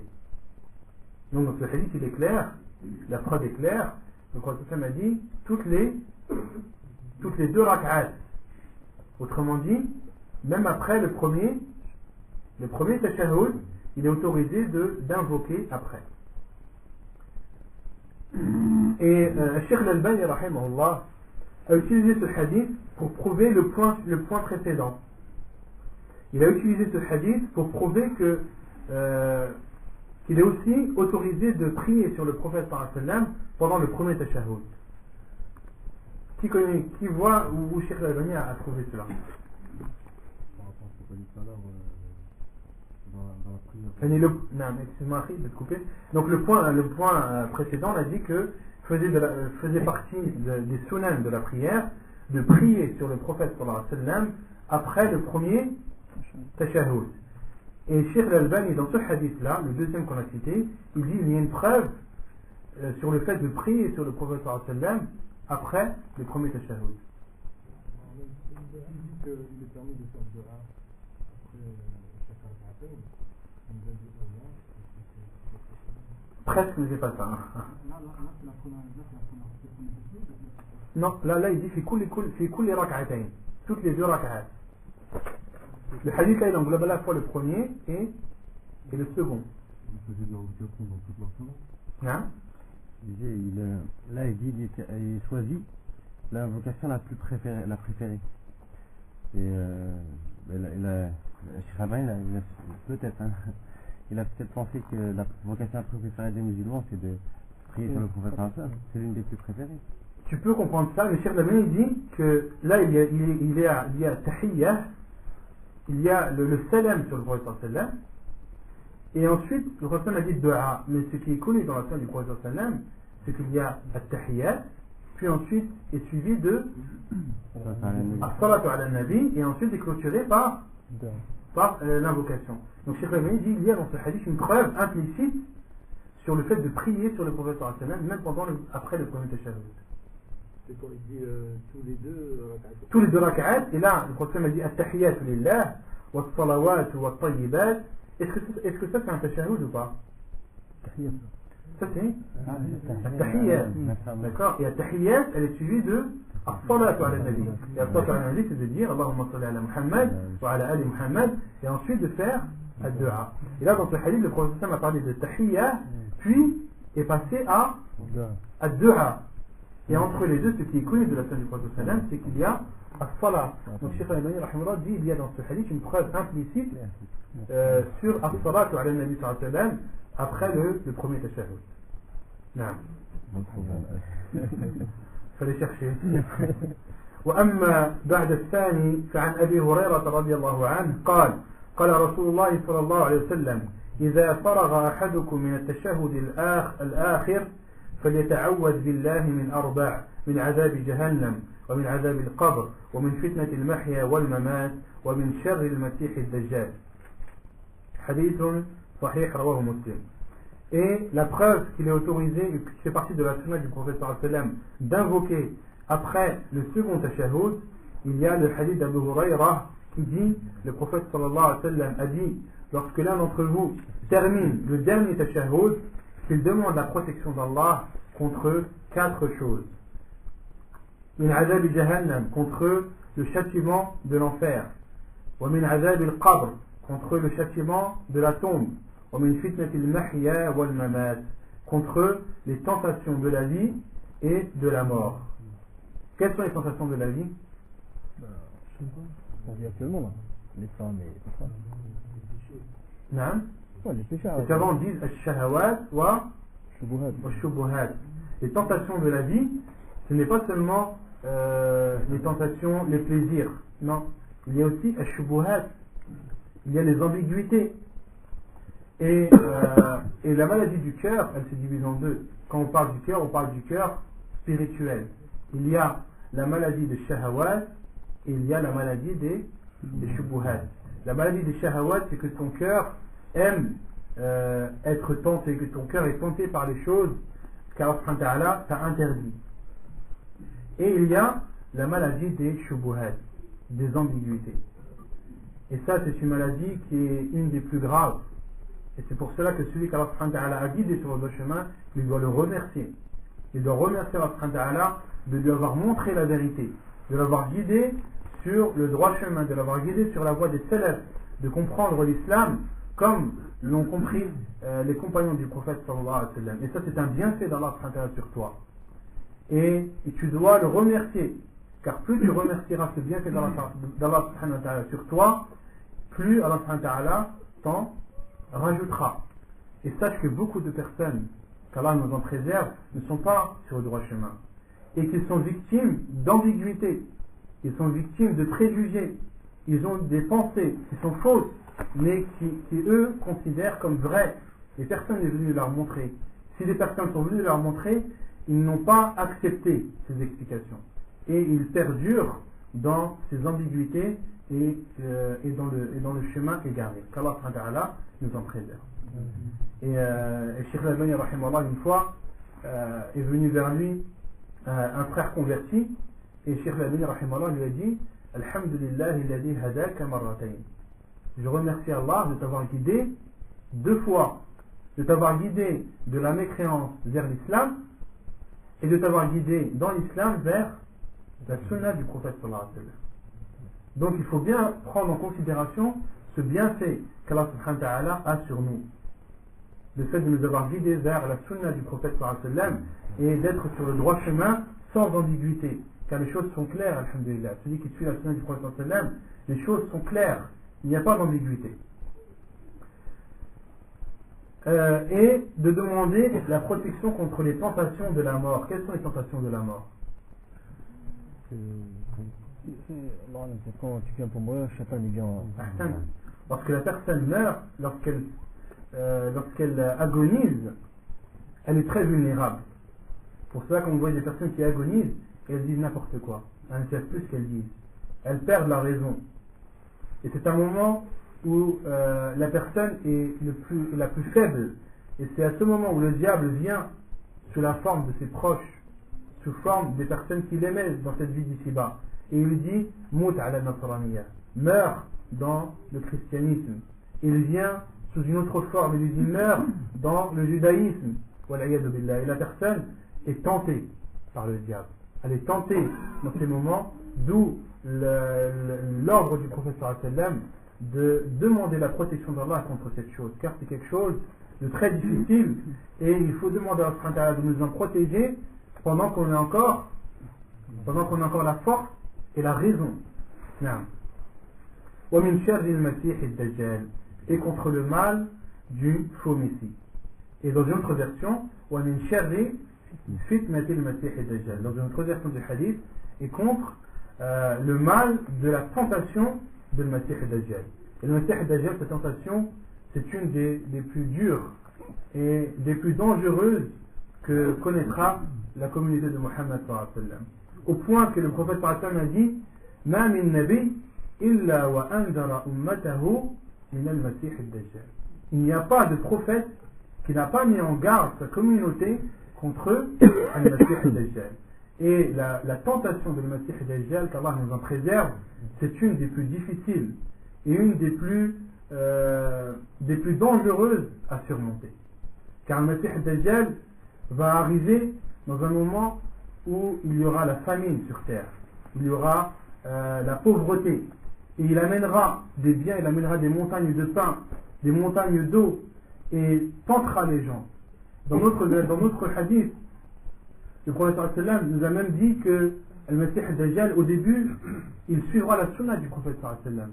Ce sera quelqu'un de pieux, puis il va mécroire, il va délaisser. Et Allah subhanahu wa ta'ala va faire en sorte qu'un de ses yeux soit crevé et ressembler à un raisin sec. Et sur son front sera marqué 3 lettres, Kaf, Fa, Ra, Kafara. Il a mécru. Et ces 3 lettres, seuls les croyants le verront. Et le prophète sallallahu alayhi wa sallam nous a informé aussi que ceux qui le suivront, ceux qui seront le plus nombreux à le suivre seront Al-Yahoud et Al-Nisa, et les femmes aussi. Le prophète sallallahu alayhi wa sallam nous a informé que ceux qui le suivront le plus Al-Masih ad-Dajjal seront les juifs et les femmes, au point que les hommes entreront chez eux et attacheront leurs femmes, attacheront leurs mères, attacheront leurs filles, pour ne pas qu'elles soient tentées par Al-Masih ad-Dajjal. C'est une fitna qui est immense. Il aura en sa possession de l'eau et du feu. Et le prophète sallallahu alayhi wa sallam nous ordonne de nous précipiter vers ce qui paraît feu, mais qui est derrière eau. Et nous ordonne de nous éloigner de ce qui est feu, de ce qui est eau, car il y a derrière un feu ardent. Une fitna qui est sans précédent. Une fitna tellement immense que le prophète sallallahu alayhi wa sallam n'a cessé de mettre en garde ses compagnons radiyallahu anhum contre le Masih ad-Dajjal, au point que certains compagnons, lorsqu'ils ont entendu les mises en garde du prophète sallallahu alayhi wa sallam sur le Masih ad-Dajjal, ils disaient hatta zanannahu annahu fi ta'ifatin nahl, au point que nous pensions que le Messie Dajjal, ça y est, il était là au milieu des palmeraies, qu'il était là dans les champs de palmeraies, qu'il était là, il était présent et qu'il nous attendait. Tellement le prophète sallam insistait. Et le prophète sallam, lorsqu'il parlait de Messie Dajjal, tantôt il minimisait son cas et tantôt il l'agrossissait. Tantôt le prophète sallam parlait de Messie Dajjal en le rabaissant, en disant: si je suis parmi vous, je m'en occuperai. Si je suis parmi vous, je m'en occuperai, vous n'aurez rien à faire. Et dans d'autres fois, le prophète sallam a agrossi. Il a vraiment montré l'ampleur de la tentation de Messie Dajjal. Et les savants ont déduit de ce hadith du prophète sallam qu'il est autorisé d'abuser sur une chose pour mettre en garde les gens dessus. Et de parler de Messie Dajjal et d'agrossir et d'aggraver le cas plus qu'il ne l'est pour mettre en garde une personne. Inch'Allah, on fera un cours Inch'Allah sur ça, sur le Messie Dajjal, parce qu'il y a énormément de choses à dire sur la tentation de Messie Dajjal, beaucoup de hadiths, beaucoup de versions qui les unes les autres se complètent mutuellement. Inch'Allah, on aura l'occasion de reparler plus en détail.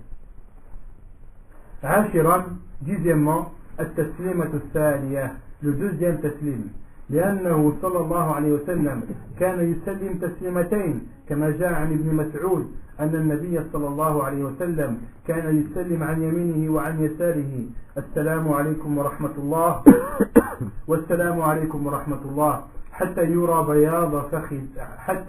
يرى بياض خده. حديث صحيح رواه النسائي وابن ماجه. وربما اقتصر على تسليمة واحدة كما جاء عن عائشة رضي الله عنها أن النبي صلى الله عليه وسلم كان يسلم في الصلاة تسليمة واحدة تلقاء وجهه يميل إلى الشق الأيمن شيئا. حديث صحيح رواه الترمذي. Donc la dixième chose qui fait partie des sunan verbales, c'est le deuxième taslim, à gauche. Car le prophète sallallahu alayhi wa sallam faisait deux taslims, comme cela était rapporté selon Ibn Mas'ud radiyallahu anhu, que le prophète sallallahu alayhi wa sallam faisait un taslim à sa droite et un taslim à sa gauche et disait: Assalamu alaykum wa rahmatullah wa assalamu alaykum wa rahmatullah, de telle sorte que la blancheur de sa joue était visible. Donc les compagnons radiyallahu anhum qui étaient derrière le prophète sallallahu alayhi wa sallam, lorsque le prophète sallallahu alayhi wa sallam disait Assalamu alaykum à droite, les compagnons pouvaient voir la blancheur de sa joue. Et de même, lorsqu'il faisait le taslim à gauche, ils voyaient la blancheur de sa joue. Et le prophète sallallahu alayhi wa sallam, comme cela a été rapporté selon Aïcha, que de temps en temps, il faisait un seul taslim. Il faisait un seul taslim, cette fois-ci en tournant sa tête vers la droite, mais très légèrement. En tournant sa tête vers la droite, mais très légèrement. Contrairement aux deux taslims, le prophète sallam tournait très fermement sa tête au point que les compagnons voyaient la blancheur de ses joues. ونكتفي بهذا القدر وسبحانك اللهم وبحمدك أشهد أن لا إله إلا أنت أستغفرك وأتوب إليك. جزاك الله خير.